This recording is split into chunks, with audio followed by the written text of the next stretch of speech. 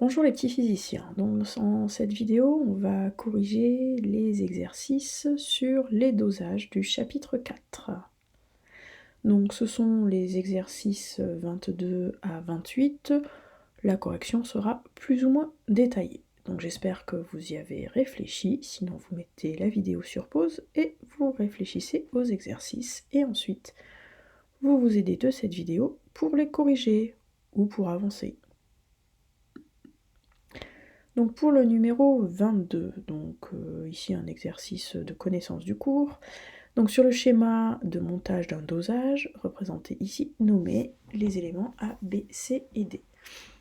Donc le A, c'est dans notre exemple la chatière, ce qui permet de faire rentrer l'espèce titrante, c'est ce qu'on appelle la purette graduée. B, c'est ici un Erlenmeyer, ça peut aussi être un Becher, mais de préférence on choisira un Erlenmeyer. C, c'est l'agitateur magnétique qui permet de faire tourner un petit barreau aimanté que l'on plonge dans la solution attitrée. Donc comme je viens de le dire, les réponses à la question 2, expliciter les solutions 1 et 2. La solution 1, c'est la solution titrante, ce sont les chats, c'est ce qui permet de déterminer la concentration, c'est la solution dont on connaît la concentration, le nombre et le volume, et la solution 2, c'est la solution attitrée, dont on connaît le volume, mais on ne connaît pas la concentration, donc on ne connaît pas la quantité de matière qu'on cherche à déterminer. Exercice 23, petit QCM, sur justement la définition de l'équivalence. Donc, soit une réaction de dosage, petit a fois l'espèce chimique grand A, plus petit b fois l'espèce chimique grande B, donne des produits de réaction. Petit a, petit b étant les coefficients stoichiométriques. 1. À l'équivalence, est-ce qu'on a l'égalité suivante qui permet de faire des calculs sur les quantités de matière? Ici, la bonne solution, c'est la C. C'est en effet l'égalité entre les quantités de matière de chaque espèce divisées par leur coefficient stoichiométrique. C'est ce que l'on appelait les proportions stoichiométriques lorsqu'on a fait le tableau sur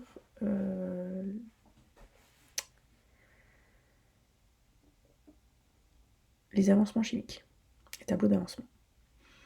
Petit 2, avant l'équivalence, le réactif titré, est-ce le limitant? Est-ce que c'est le réactif titrant le limitant? Ou est-ce que le réactif titrant et titré sont en proportion stoichiométrique? La définition de l'équivalence correspond à la réponse C. Après l'équivalence, le réactif titré est en excès, ou est-ce que c'est le réactif titrant qui est en excès? Après l'équivalence, tout le réactif titré attitré a été consommé, et on continue à rajouter du réactif titrant, c'est donc celui-ci qui est en excès. C'est donc la réponse B. Et avant l'équivalence, la quantité de réactif titré, est-ce qu'elle diminue? Est-ce qu'elle est nulle? Est-ce que la quantité de réactif titrant augmente? Est-ce que la quantité de réactif titrant est nulle? Donc avant l'équivalence, la quantité de réactif titré diminue petit à petit, oui, puisqu'elle est consommée à chaque goutte de réactif titrant qu'on introduit. Avant l'équivalence, à chaque fois qu'on introduit un chat et une souris qui meurt, donc le réactif titré, le nombre de souris diminue. La réponse A est bonne. Par contre, donc, la B, ça ne va pas. Et pour ce qui est du réactif titrant, le nombre de chats, avant l'équivalence, le nombre de chats repus est toujours nul, puisque le nombre de chats qui n'a pas mangé est toujours nul. Le réactif titrant a été consommé, a réagi. Le chat est repu, puisque quand on dit quantité de réactif titrant dans le bécher, c'est le nombre de chats qui n'a pas mangé, qui n'a pas réagi. Donc avant l'équivalence, la quantité de réactif titrant est nulle, puisque tout le réactif titrant est consommé. Voilà, exercice suivant. Le 24, la couleur lors d'un titrage. Donc en effet, nous avons vu pour l'instant, dans notre histoire de souris et de chat, que ce qui nous indiquait l'équivalence, c'était le grand bruit, ou en tout cas l'absence de bruit, lors du festin. Pour nos dosages, on verra vendredi que c'est la couleur du milieu réactionnel qui va nous intéresser. Ici, exemple du dosage des ions ferreux Fe2+ contenu dans le vin est réalisé classiquement par des ions permanganate, selon la réaction suivante. Donc, entre autres du permanganate de potassium, cette espèce chimique violette que l'on a déjà utilisée. Donc, la réaction est MnO4- plus 5Fe2+, plus 8H+, donne du Mn2+, plus 5Fe3+, plus 4H2O. Au passage, il va falloir s'entraîner à réécrire ces équations bilan d'équations d'oxydoréduction en connaissant les couples redox. Donc, petite révision, vous pouvez vous entraîner. Donc, c'est une réaction d'oxydoréduction mettant en jeu des espèces colorées. L'équivalence est alors facilement repérée par un changement de couleur. Voici les couples mis en jeu ainsi que leur couleur. Donc, le couple ion ferrique, ion ferreux, Fe3+, Fe2+. Le Fe3+ est jaune-brun. Le Fe2+ est vert très pâle. Autre couple, l'ion MnO4-, l'ion Mn2+, le premier est d'un violet intense, alors que le Mn2+, le deuxième, est incolore. Le but du dosage est de déterminer donc la concentration ferreuse en Fe2+, contenue dans le vin. Établir la relation entre NMNO4- et NMN2+ à l'équivalence. Donc c'est cette relation que l'on a vue dans le QCM, c'est la relation à l'équivalence. Les espèces attitrées, espèces titrantes, sont en proportion stoichiométrique. On a donc la quantité de MnO4- divisée par son coefficient stoichiométrique 1, qui est égal à la quantité de Fe2+, divisé par son coefficient stoichiométrique 5. Voilà.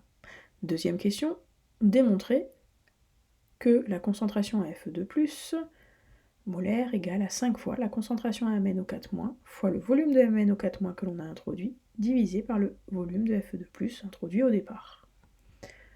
Donc pour ça, on sait que la quantité de matière, c'est la concentration fois le volume, N égale C fois V.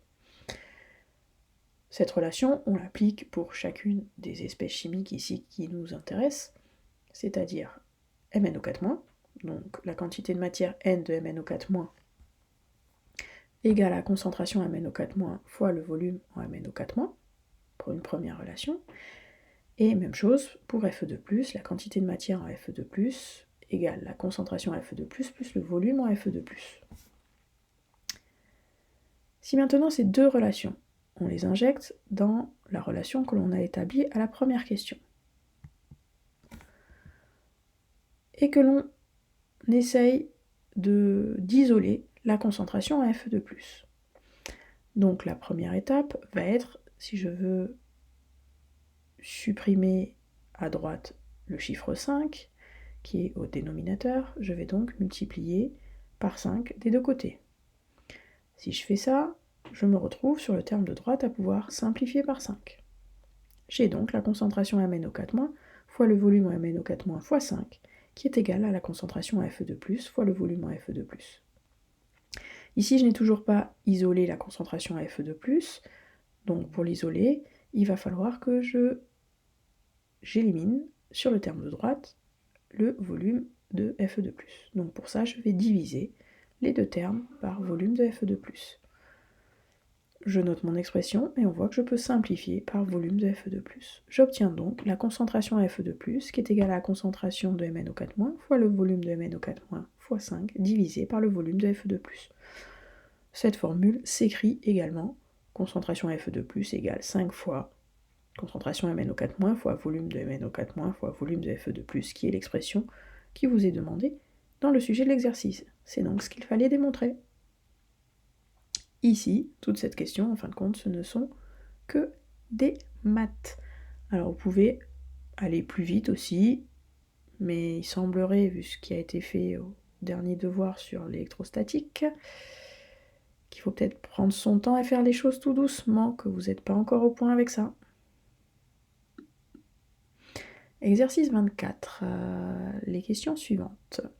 On vous demande, question 3, de on vous dit qu'avant de commencer le dosage, il y a dans l'Erlenmeyer une quantité de N0, de Fe2+, à doser.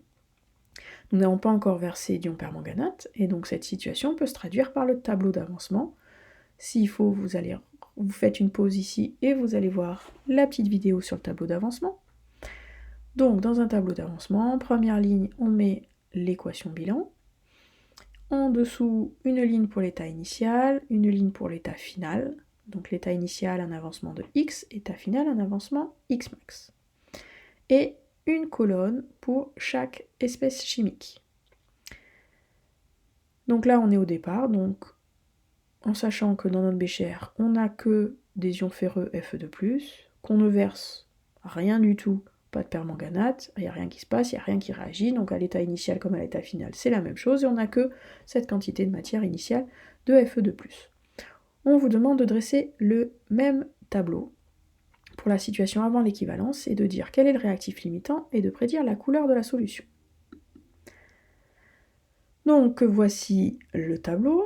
On a au départ une certaine quantité de MnO4- qui a été versée avant l'équivalence, notre quantité initiale de Fe2+, N0 Fe2+, qu'il y avait dans notre bécher. Les ions hydrogène H+, sont en excès. À l'état initial, rien n'a réagi, on n'a pas d'ion Mn2+, ni d'ion Fe3+, et bien sûr on a dans notre bécher de l'eau, on est en solution aqueuse, donc l'eau est en excès. La réaction a lieu un certain nombre de fois. À l'état final, le MnO4- a complètement disparu puisqu'on est avant l'équivalence, donc lui il est en défaut, c'est le Fe2+, qui est en excès, et il est en excès, il en reste donc N0 Fe2+, moins 5N MnO4-. Il est apparu N MnO4- de Mn2+, et 5 fois N de MnO4- de Fe3+, puisque l'avancement, X max, est égal à N de MnO4-. J'ai mis dans la dernière ligne les couleurs des différentes espèces chimiques, et donc notre solution est légèrement colorée vert pâle, on va dire de plus en plus brun, jaune pâle, au fur et à mesure que la quantité de Fe2+ diminue et que la quantité de Fe3+ augmente. Le réactif limitant ici, c'est le permanganate, l'ion MnO4-.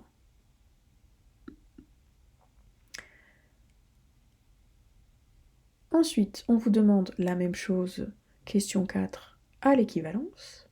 Donc à l'équivalence, on est dans les quantités stoichiométriques, donc les deux réactifs à l'état final ont complètement disparu. Et par contre, si on note que le réactif limitant c'est MnO4-, ça pourrait être tout autant Fe2+, puisque on est dans les proportions stoichiométriques. Ici, on va utiliser la quantité de MnO4- dans nos calculs, puisque c'est celle-là la quantité qu'on connaît. Donc, à l'état final, l'ion Mn2+, il y en a le même nombre que le MnO4-, la même quantité que MnO4- versé au départ. Et Fe3+, il y a 5 fois cette quantité. Au niveau des couleurs, on a donc du Mn2+ incolore dans notre bécher et du Fe3+ jaune-brun. Donc on a une solution légèrement colorée jaune brun pâle. Et au niveau du réactif limitant, on n'a pas de réactif limitant puisqu'on est dans les proportions stoichiométriques, où les deux sont limitants. Ensuite, même question pour après l'équivalence, la question 5. Donc après l'équivalence, ce coup-ci, le réactif limitant, c'est le Fe2+, qui a complètement réagi. Allez, à partir de l'équivalence, il n'y en a plus. Donc c'est lui le réactif limitant. Donc c'est lui qui sera égal à 0, et l'avancement sera égal à N0 de Fe2+. Donc MnO4-, il y aura la quantité de matière que l'on verse de MnO4- qui est descendue de la burette, moins la quantité initiale de Fe2+. Et ce qui s'est formé, c'est N0 de Fe2+, la même quantité de matière que ce qui a disparu à MnO4-, et 5 fois plus pour Fe3+. Au niveau des couleurs, on a dans notre bécher de l'ion MnO4- qui est d'un violet intense, du Mn2+, qui est incolore, et des ions Fer3+, qui sont légèrement jaune-brun assez pâle. Donc en fin de compte, notre solution va être passée d'un violet à une couleur violet très intense. Et ici, le réactif limitant, comme on l'a dit, c'est l'ion ferreux Fe2+. Sixième question, on vous demande de prédire le changement de couleur qui permet de repérer l'équivalence. Le fait d'avoir fait les 3 tableaux avant à l'équivalence et après l'équivalence, d'avoir réfléchi sur les couleurs, on a répondu les 3 réponses qui apparaissent toujours à l'écran. Au début, on a une solution vert pâle de plus jaune brun pâle. À l'équivalence, elle est juste au moment de l'équivalence, elle est jaune brun pâle.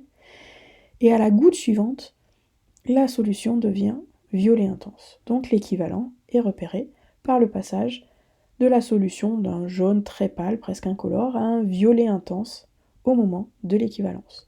Comme notre chat, au chat suivant, au chat qui passe après celui qui a mangé la dernière souris, ne fait plus de bruit. Ici, à la goutte suivante, la goutte qui a consommé les dernières moles de Fe2+, on a la solution qui vire au violet intense. Question 25. Titrage du diode. Autre exemple donc de titrage. On dose 10 ml d'une solution de diode I2 par du thiosulfate S2O3 qui est incolore. Le I2 est jaune. À la concentration à 0,0100 mol par litre. Le volume à l'équivalence est de 13,7 ml. Pour récupérer l'équivalence, on utilise du iodex qui prend une couleur bleue en présence de I2, et du coup une couleur beaucoup plus intense, beaucoup plus visible qu'entre quelque chose d'incolore et quelque chose de légèrement jaune. Les couples utilisés sont I2I- et S4O6 S2O3 On vous demande d'écrire l'équation de la réaction de titrage entre les deux. Ici on a des couples redox, c'est une équation d'oxydoréduction, donc on révise l'écriture des réactions d'oxydoréduction.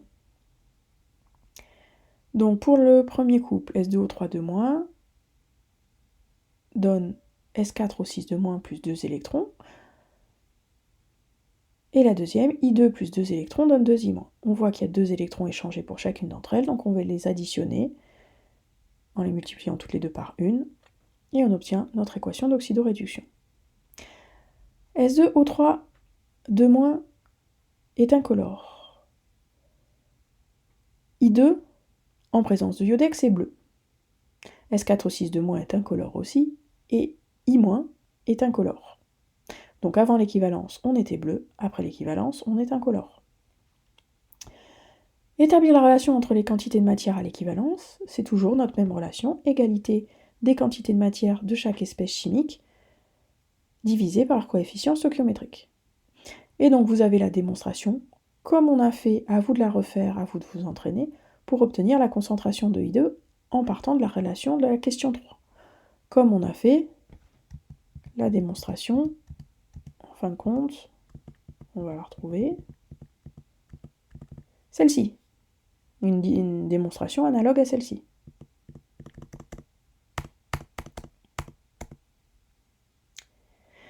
Et donc, si vous faites votre calcul, la concentration, 6,85 10 puissance moins 3. D'accord? Alors, au niveau des unités, soit on est dans les termes généraux, on a l'habitude, toujours, on convertit dans les unités du système international. Donc les volumes, vous les mettez en litres.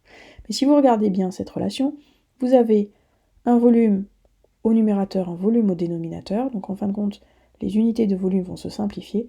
Donc ça marche aussi si vous laissez tout en millilitres. Cas particulier. Exercice 26. La technicienne du laboratoire de lycée réalise le dosage précédent à plusieurs reprises. Voici les résultats qu'elle obtient. Pour la lecture du volume équivalent. Donc elle l'a fait 7 fois d'affilée. Elle a obtenu cette valeur. On vous demande pourquoi n'obtient-elle pas toujours les mêmes résultats. Et bien c'est à cause des incertitudes de mesure au niveau de la burette, quand elle a fait ses prélèvements avec la pipette, ainsi de suite. Au moment de la détection du virage, du changement de couleur, c'est pas exactement la même chose. On a des incertitudes de mesure. Donc du coup, on va exprimer le résultat du dosage avec une valeur moyenne sur ces résultats, parce qu'il n'y a aucune raison qu'un de ces dosages était meilleur que les autres, associé à une incertitude. Et donc on va faire ça avec la calculatrice. Donc petit mode d'emploi avec la calculatrice.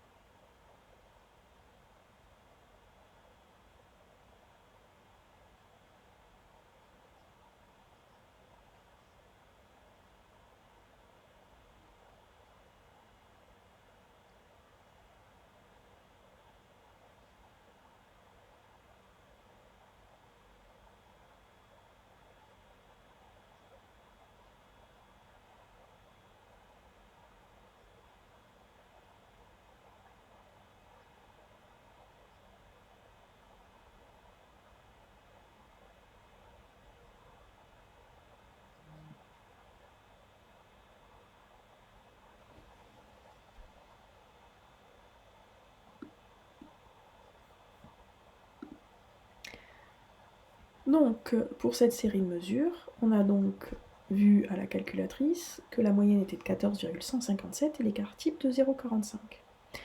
Donc, ça nous permet de calculer l'incertitude 2 fois 0,47 divisé par racine carrée de 7, puisque n égale 7, cette mesure. Vous obtenez une incertitude U de V équivalent qui est égale à 0,3406.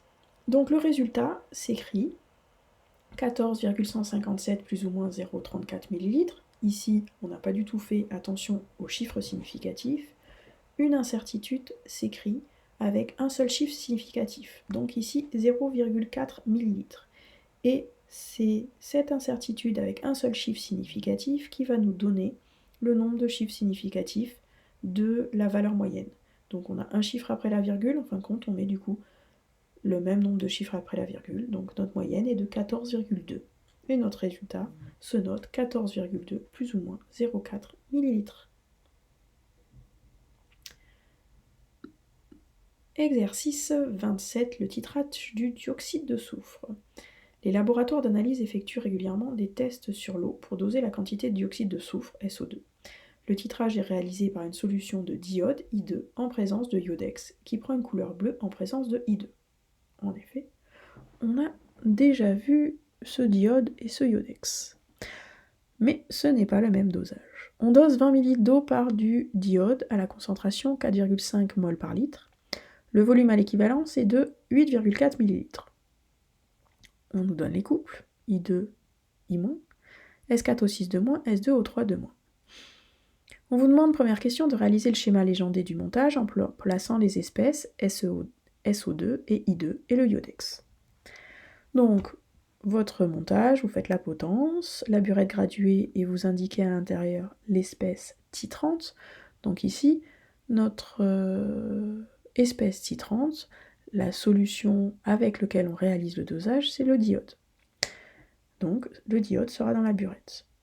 Ensuite, vous indiquez en dessous, vous faites le schéma d'un agitateur magnétique avec posé dessus un Erlenmeyer dans lequel il y a un petit barreau aimanté. On n'oublie pas d'indiquer le nom de chaque élément de verre.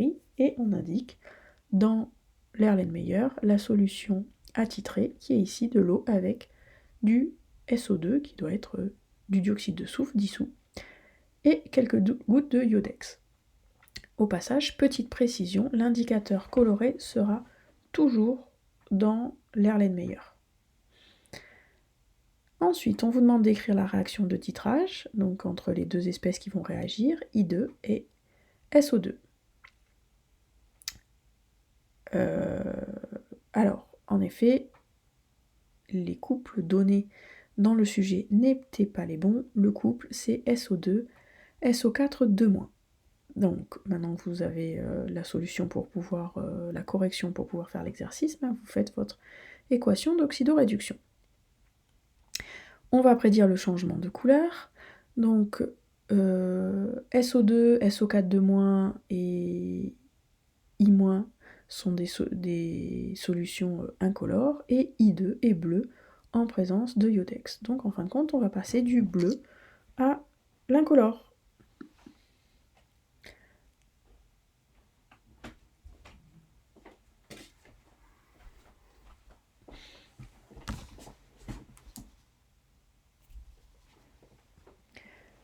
Donc,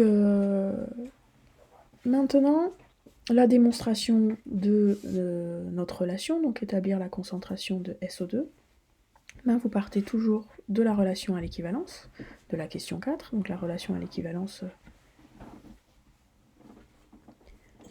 La relation à l'équivalence, c'est toujours la quantité de matière divisée par le coefficient stoichiométrique, et on avait des coefficients stoichiométriques de 1. La démonstration, toujours même type de démonstration qu'on avait vu dans les exercices précédents. Et vous trouvez donc une concentration de 1,7 10 puissance moins 5 mol par litre. Voilà, donc dans cet exercice assez similaire au précédent, si ce n'est qu'il y avait une petite erreur dans le sujet. Enfin, le dernier, le 28. Encore un dosage où les questions donc, sont toujours le même genre de questions. Écrire l'équation de dissolution. Donc oui, il faut à tout prix que vous soyez de dissolution, pardon. Donc là, l'équation de dissolution, c'est ce que l'on a vu au début du chapitre.